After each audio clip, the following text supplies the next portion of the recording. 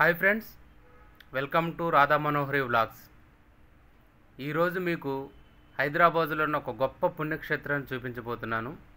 ఈ పుణ్యక్షేత్రాన్ని శివాజీ గారి గురువైన సమర్థ రామదాస్ గారు నిర్మించారు. ముస్లిం రాజుల యొక్క మత ఛాందస్వవాదాలకు వ్యతిరేకంగా సమర్థ రామదాస్ గారు భారతదేశాన్ని పర్యటించి సనాతన ధర్మాన్ని వ్యాప్తి చేశాడు. అలా దక్షిణ దేశ పర్యటనలో ఉన్నప్పుడు మన అదృష్టవశాత్తు హైదరాబాద్ మూసీ నది ఒడ్డున సమర్థ రామదాస్ గారు కొంతకాలం తపస్సు చేసుకునేటప్పుడు అనుష్ఠాన సమయంలో అర్చించుకోవటం కోసం ఈ ఆంజనేయ స్వామిని సమర్థ రామదాస్ గారు ప్రతిష్ఠించారంట. ఫ్రెండ్స్, అన్ని ఆంజనేయ స్వామి ఆలయాలు ఒకెత్తైతే ఈ హనుమాన్ ఆలయం ఒకెత్తు. ఈ ఆంజనేయ స్వామిని దర్శించుకోవాలంటే అనేకమైన నియమాలు నిష్టలు చెప్పబడ్డాయి. ఫ్రెండ్స్, ఎలా పడితే అలా ఈ ఆంజనేయ స్వామిని దర్శించుకోవడానికి వీల్లేదు. ముఖ్యంగా స్త్రీలు ఈ ఆంజనేయ స్వామిని ప్రత్యక్షంగా దర్శనం చేసుకోవడానికి వీలు లేదు.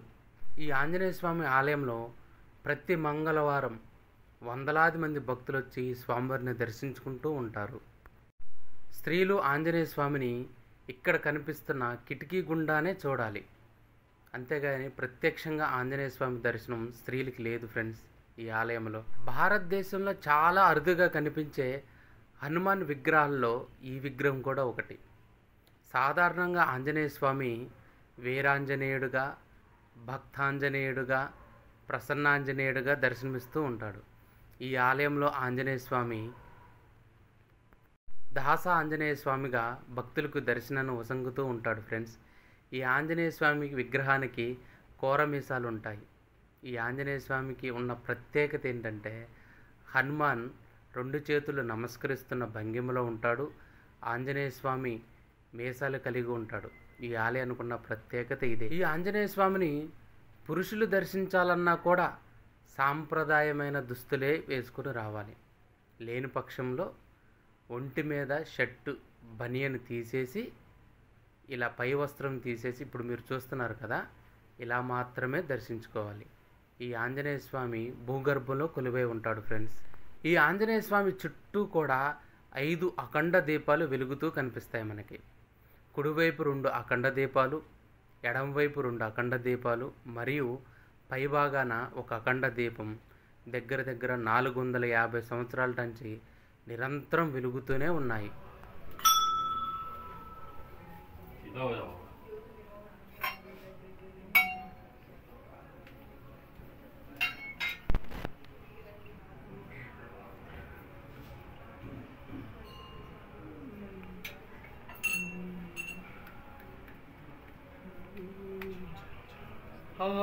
ఏం కదా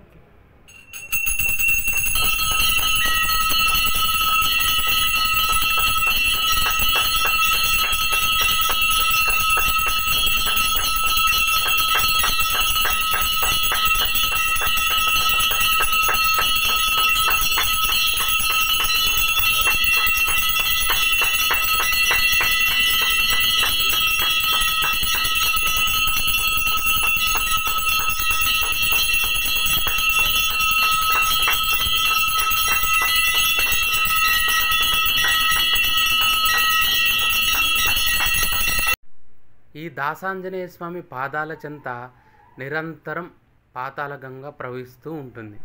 ఈ ఆలయానికి భక్తుల సందర్శన ఎక్కువగా ఉండటానికి కారణం ఈ పాతాళగంగమ్మ తల్లే.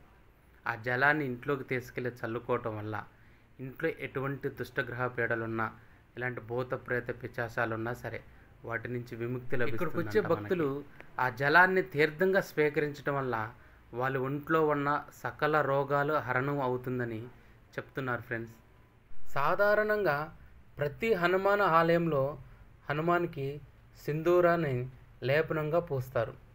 కానీ ఈ ఆలయంలో సింధూరం అనేది ఆంజనేయ స్వామికి అంటుకోదు. ఈ ఆంజనేయ స్వామికి చందనం, కుంకుమ పువ్వును కలిపి హనుమాన్ శరీరానికి లేపనంగా పూస్తారు. ఫ్రెండ్స్, ఈ ఆలయం 15 అడుగుల లోతులో భూగర్భంలో ఉంటుంది. లోన దర్శనం తర్వాత ఇక్కడ తీర్థ ప్రసాదాలు స్వీకరిస్తారు భక్తులు. ఈ ఆంజనేయ స్వామి ఆలయం ఇప్పటికీ కూడా సమర్థ రామదాసు శిష్య బృందం వల్లే పోషిస్తున్నారు. ఈ ఆలయంలో ఇప్పుడు మనకు కనిపిస్తున్న స్వామివారు 11వ తరానికి చెందినవారు. భక్తులు ఎవరైనా సరే ధర్మబద్ధమైన కోరికను కోరుకొని ఈ స్వామివారికి ముడుపు కట్టుకుంటే తప్పనిసరిగా ఆ కోరిక నెరవేరుతుందంట ఫ్రెండ్స్. ఇక్కడ కనిపిస్తున్న ఈ స్వామివారే మన ముడుపు సామాన్లు తీసుకొస్తే ఈ స్వామివారు వాటిని మంత్రించి ముడుపు కట్టి మన నక్షత్రం ప్రకారం కొన్ని రోజుల నియమాలు నిష్టలు చెప్తారంట. మళ్ళీ మన నక్షత్రం ప్రకారంగా మనకి జపాన్ని సూచిస్తారంట ఫ్రెండ్స్. అవి కనుక కరెక్ట్గా ఫాలో అయితే మన కోరిక తప్పనిసరిగా నెరవేరుతుంది. భారతదేశంలో ఎక్కడా లేని విధంగా ఈ ఆలయంలోనే ఒక ప్రత్యేకత ఉంది. మనకి శ్రీరామ భక్తుడైన సమర్థ రామదాస్ గారి విగ్రహం ఈ ఆలయంలోనే మనకు దర్శనమిస్తుంది ఫ్రెండ్స్. సమర్థ రామదాస్ గారు సనాతన ధర్మాన్ని నిలబెట్టడం కోసం తన జీవితాన్నే త్యాగం చేశాడు. తను బ్రతికింది 42 సంవత్సరాలే, కానీ భారతదేశం మొత్తం పర్యటించి 87,000 హనుమాన్ దేవాలయాలు ప్రతిష్ఠ చేయడం జరిగింది. సమర్థ రామదాస్ గారు శ్రీరామ్ జై రామ్ జై జై రామ్ అనే త్రైరాక్షర మంత్రాన్ని మనకు ఉపదేశించారు. గుండెల్లో రాముడు శరీరంలో హనుమ అనే నినాదంతో సమర్థ రామదాస్ గారు సనాతన ధర్మాన్ని రక్షించడం కోసం పాటుపడ్డారు. సమర్థ రామదాస్ గారు అచంచలమైన రామభక్తుడు. ఆయన్ని హనుమాన్ అవతారంగా కూడా చెప్తుంటారు. ఆంజనేయ స్వామి స్వయంగా కనపడి మరీ సమర్థ రామదాస్ గారికి సన్యాస దీక్ష ఇచ్చారంట. సమర్థ రామదాస్ గారు తన జీవితాన్ని సనాతన ధర్మ రక్షణ కోసమే ధారపోశాడు ఫ్రెండ్స్. సనాతన ధర్మంలో గోవుకి ఒక విశిష్టమైన స్థానాన్ని ఇచ్చారు. అమ్మవారి స్వరూపంగా, లక్ష్మీ స్వరూపంగా గోవును భావిస్తుంటారు హిందువులందరూ కూడా. ఈ ఆలయంలో ఏ పదార్థాన్నైనా సరే, ఏ ప్రసాదాన్నైనా సరే అది ఆవు పాలతోనో ఆవు నెయ్యితోనో తయారు చేయటం అవుతుంది.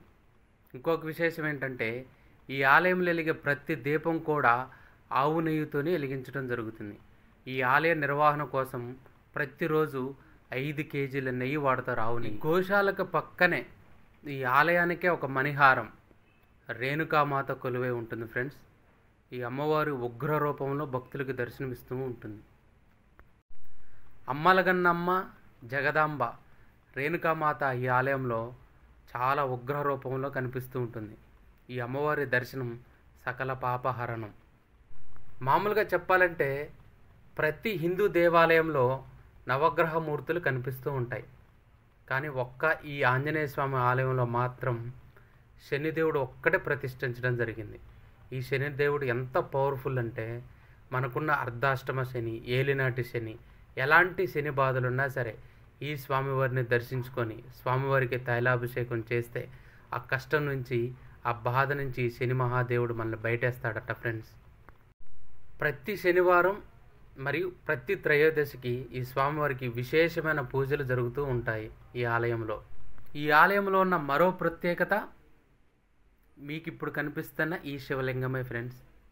ఈ శివలింగానికి నీళ్లతో అభిషేకం చేస్తే చాలు రంగులు మారుతూ. కొంతకాలం క్రితం గోశాల అభివృద్ధి పనులు జరుగుతున్నప్పుడు రేగి చెట్టు కింద ఉన్న బురదలో ఈ శివలింగం దొరికిందంట ఫ్రెండ్స్. కాశీ వెళ్ళొచ్చిన తర్వాత ఈ ఆలయం పెద్ద పూజారి గారు ఈ శివలింగాన్ని ప్రతిష్ఠ చేయడం జరిగింది. ఆ కాశీ విశ్వేశ్వరుడే ఈ కేసరి హనుమాన్ టెంపుల్లో కొలువై ఉన్నాడు.